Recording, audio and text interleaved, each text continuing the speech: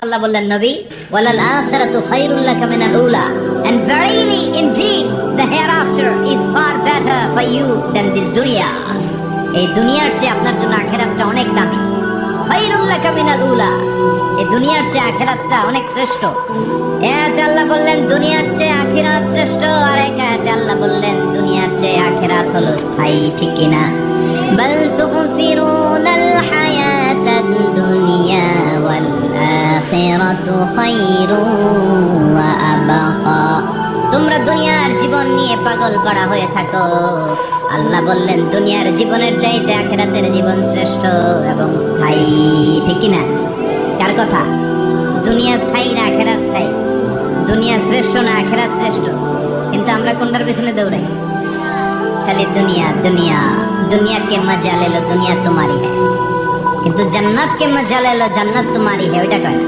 আছে না নাই দুনিয়ার পেছনে পাগল হয়ে আমরা পড়ে থাকি এই দুনিয়ার জীবনটা একটা মায়াজাল এটা একটা মরিচিকা এই মরিচিকা এই ধোঁকা এই লালসা আর এই মায়াজালের পেছনে আমরা ছুটছি ছুটতে ছুটতে হুট করে একবার কবরের ভিতরে ঢুকতে হবে কথা বলেন তখন আমাদের টনক নড়বে যেন দুনিয়া মুমিনদের জন্য শ্রেষ্ঠ আর স্থায়ী জায়গা নয় মুমিনের আসল জায়গা হচ্ছে আখিরাত মুমিনের শান্তি আর কল্যাণের জায়গা হচ্ছে আখিরাত জান্নাত হচ্ছে মুমিনের শেষ ঠিকানা চিৎকার করে বলেন ঠিক কি না সেটাই বিশ্বনবী বললেন নবী কাফির মুশরিকদের কথা আপনি কান দিবেন না ওদের কথায় হতাশ হবেন না নিরাশ হবেন না হাল ছাড়বেন না ভরসা রাখবেন কার উপর কারণ ওয়ালাল আখিরাতু খায়রুল লাকা মিনাল উলা এই দুনিয়ার জীবন ক্ষণস্থায়ী জীবন চিরকালীন জীবন হলো আখিরাত নবীরে কিভাবে আশ্বাস দিতেছে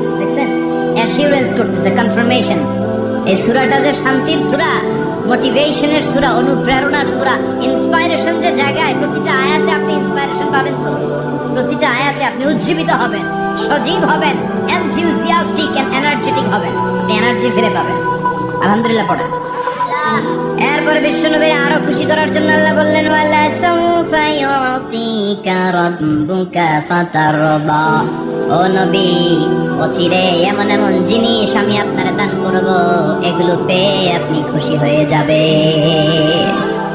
কে বলে কারে বলে শুনতেছেন বুঝতেছেন কষ্ট হচ্ছে না তো ওয়ালা সাউফা ইউতিকা রাব্বুকা ফাতারদা অচিরেই এমন এমন জিনিস আমি আল্লাহ আপনারে দান করবো ওরা আপনারে গালি দেয় ওদের কথা আপনার মন খারাপ আপনি হতাশ ভয় পাবেন না হতাশ হবেন না নিরাশ হবেন না আমার উপর ভরসা রাখেন না এমন এমন জিনিস আমি আপনারে দেব ফাতারদা ওগুলো পেয়ে আপনি খুশি হয়ে যাবেন সুবহানাল্লাহ পড়েন আল্লাহর কাজই হলো বিশ্বনবীরে খুশি রাখা verily I'm gonna give you something that will make you happy এমন জিনিস আপনারা দেব নবী আপনি খুশি হয়ে যাবেন আল্লাহর কাজই হচ্ছে বিশ্বনবীর খুশি রাখা যেখানে বিশ্বনবীর মন খারাপ ওইখানে বিশ্বনবীর আল্লাহ আছে না নাই বিশ্বনবীর উপাধি দিয়েছেন আল্লাহ হাবিবুল্লাহ কি দিয়েছে আর সাইয়েদনা ইব্রাহিমের উপাধি খলিলুল্লাহ দুইজনই আল্লাহর প্রিয় দুইজনই উলুল আজমি মিনার রাসূল কিন্তু খলিল মানেও বন্ধু হাবিব মানেও বন্ধু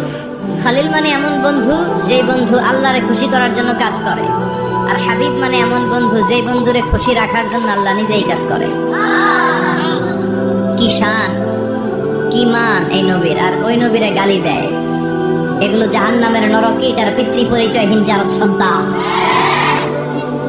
as a father as a teacher as a commander as a lawgiver as a lawmaker as a reformer of the society Muhammad is the superman of the world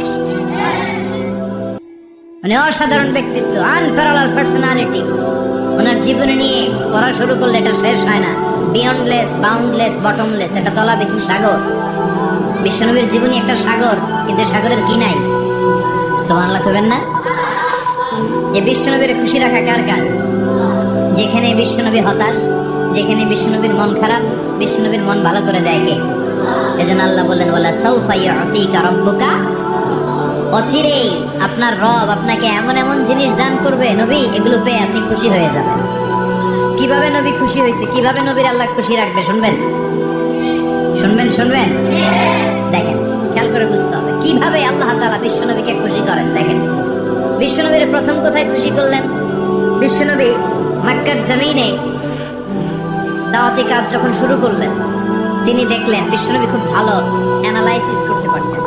তিনি মক্কার সোসাইটিটাকে, সমাজটাকে বিশ্লেষণ করে অ্যানালাইজ করে উনি দেখলেন যে এই মক্কায় দাওয়াতি কাজের একটা শক্ত অবস্থান নিতে হলে 2 জন লোকের একজন আমার চাই।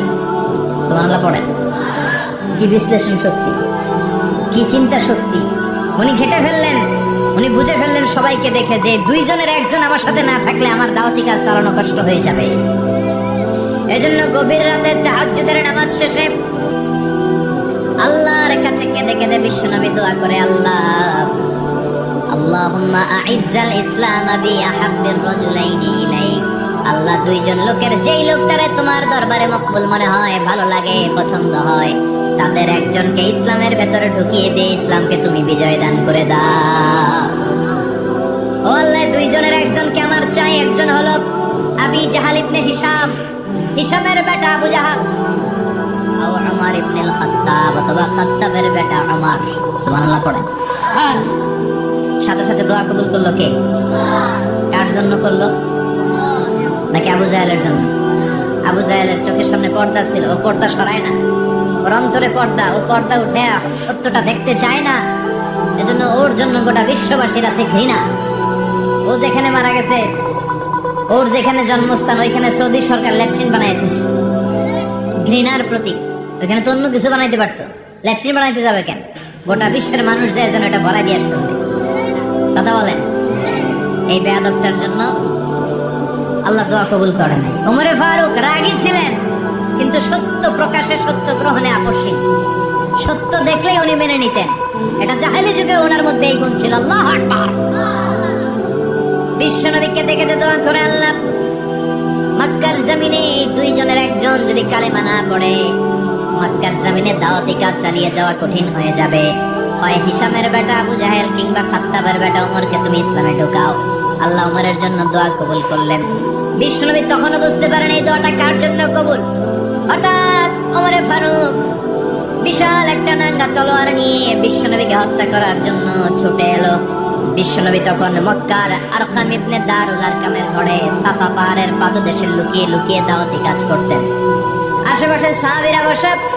বিশ্বনবীর চাচা হামজা ইবনে আব্দুল মুত্তালিব বললেন, নবী তাড়াতাড়ি পালিয়ে যান, ওই যে দেখা যায় ওমরে ফারুক তলোয়ার নিয়ে আপনারে মারতে আসছে। বিশ্বনবী বললেন, চাচা সরে যান, সাহাবীদেরকেও সরে যেতে বলেন, দরজাটা খুলে দেন, ওমরকে আসতে দেন। আমার তো মনে হচ্ছে ওই যে তাহাজ্জুদের নামাজ পড়ে আল্লাহর কাছে কেঁদে কেঁদে আমি দোয়া করেছি, আমার দোয়াটা আজকে কবুল হতে চলেছে। আমার তো মন বলছে আল্লাহ দোয়াটা কবুল করবে। দরজা খুলে দেন। ওমর ফারুক চলে আসলেন। এসে তলোয়ার রেখে দিয়ে আঙ্গুল উঁচু করে বললেন, আশহাদু আল্লা ইলাহা ইল্লাল্লাহ, আশহাদু আন্নাকা মুহাম্মাদ রাসূলুল্লাহ।